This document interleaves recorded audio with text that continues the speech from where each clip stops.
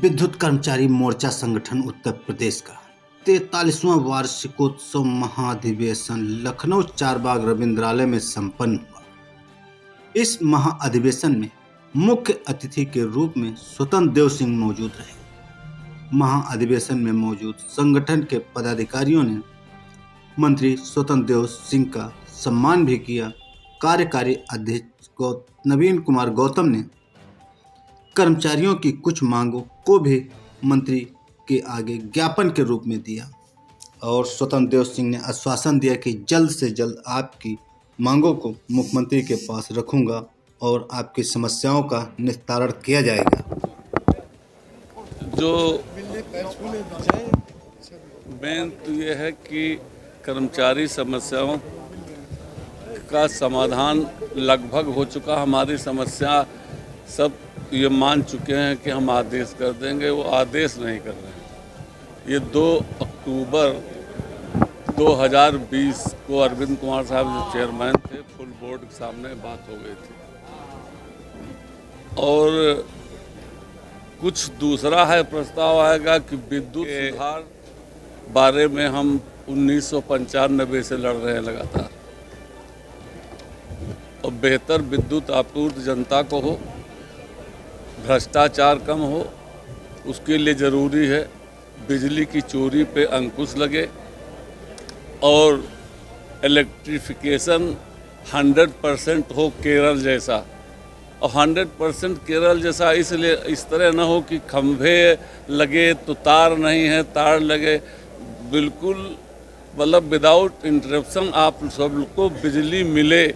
भले गांव को न तुम 24 घंटा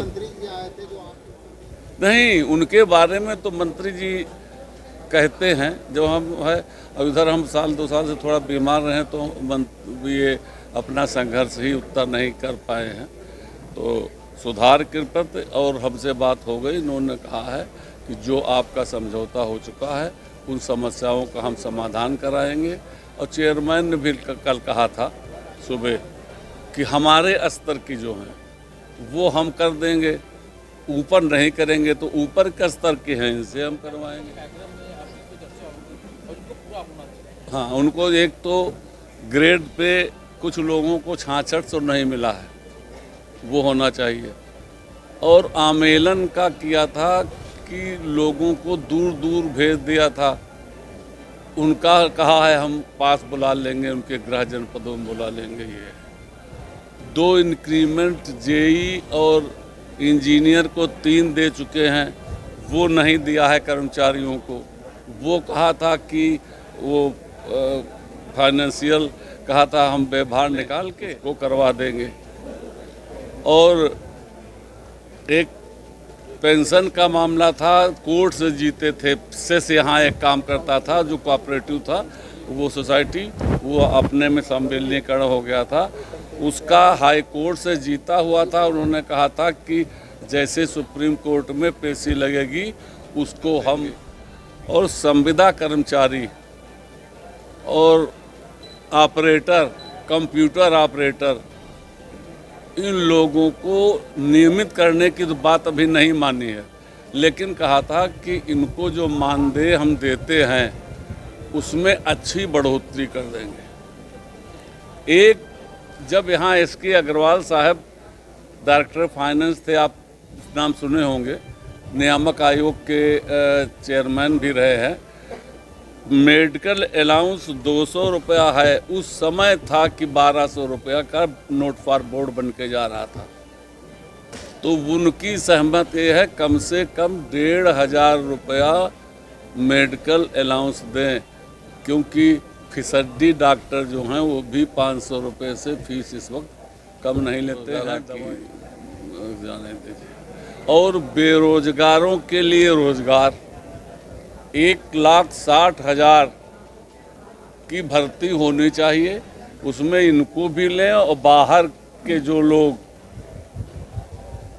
तमाम टेक्निकल क्वालिफिकेशन वाले बीटेक एमटेक ये सब हैं, हर तरह के लोग जो घूम रहे हैं, बेरोजगार नौजवान, जब बेरोजगार नौजवान घूमेंगे तो क्राइम भी बढ़ेगा, इसलिए उनकी भी हम लड़ाई इसके घोषणा करेंगे, कल हम घोषणा कर देंगे, उनकी भी लड़ाई यहाँ से दिल्ली तक की लड़ेंगे। ये विकास के नाम पर, राष्ट्रवाद के नाम पर तीनों सीट हम पुनः जीतेंगे। जैसे रामपुर आजमगढ़ जीते थे, आज ये भी तीनों सीट हम एक तरफा जीतेंगे।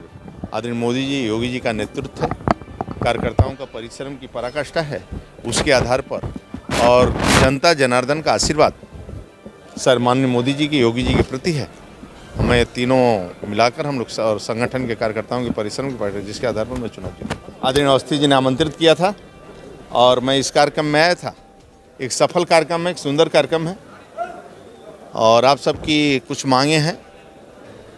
आदरणीय योगी जी सभी कर्मचारियों के पक्ष में और कर्मचारियों की चिंता हमेशा योगी सरकार का रहता ही है और माननीय योगी जी कर्मचारियों के प्रति हमेशा उनका मन रहता है कि इनका जो विषय है, इनकी समस्या का समाधान होना चाहिए।